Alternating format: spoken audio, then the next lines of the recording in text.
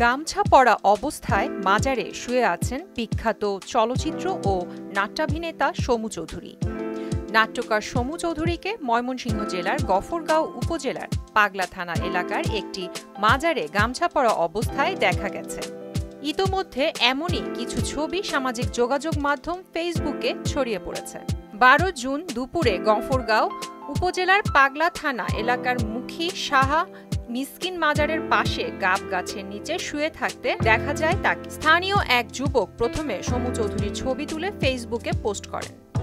পাগলা থানার ভারপ্রাপ্ত কর্মকর্তা ফেরদৌস আলম বৃহস্পতিবার বিকেলে জানান, সমু চৌধুরীকে উদ্ধার করে থানায় নিয়ে আসার জন্য ঘটনাস্থলে পুলিশ গিয়েছিল, কিন্তু তিনি কোনোভাবেই আসবেন না। পরে তার স্বজনদের খবর দেয়া হলে তারা ঢাকা থেকে রওনা দিয়েছেন। ওসি আরও বলেন, সমু চৌধুরী মানসিক ভারসাম্যহীন বলে মনে হচ্ছে, সে কারণেই তিনি হয়তো কোনো না কোনোভাবে চলে এসেছেন।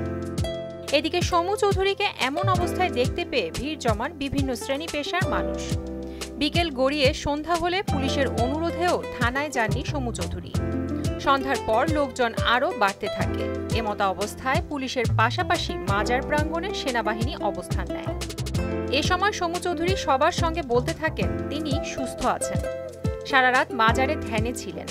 বৃহস্পতিবার ভোরে একা একা হাঁটতে হাঁটতে পাশ দিয়ে বয়ে চলা ব্রহ্মপুত্র নদে গোসল করেছেন। গোসল করে গামছা পরে গাছতলায় শুয়েছিলেন। এর মধ্যে কে বা কারা ছবি তুলে ফেসবুকে ছেড়ে দেয়। সমু চৌধুরী মানসিক ভারসাম্যহীন কিনা তা জানতে চলে আসেন উপজেলা স্বাস্থ্য ও পরিবার পরিকল্পনা কর্মকর্তা ডাক্তার মোহাম্মদ জামাল উদ্দিন।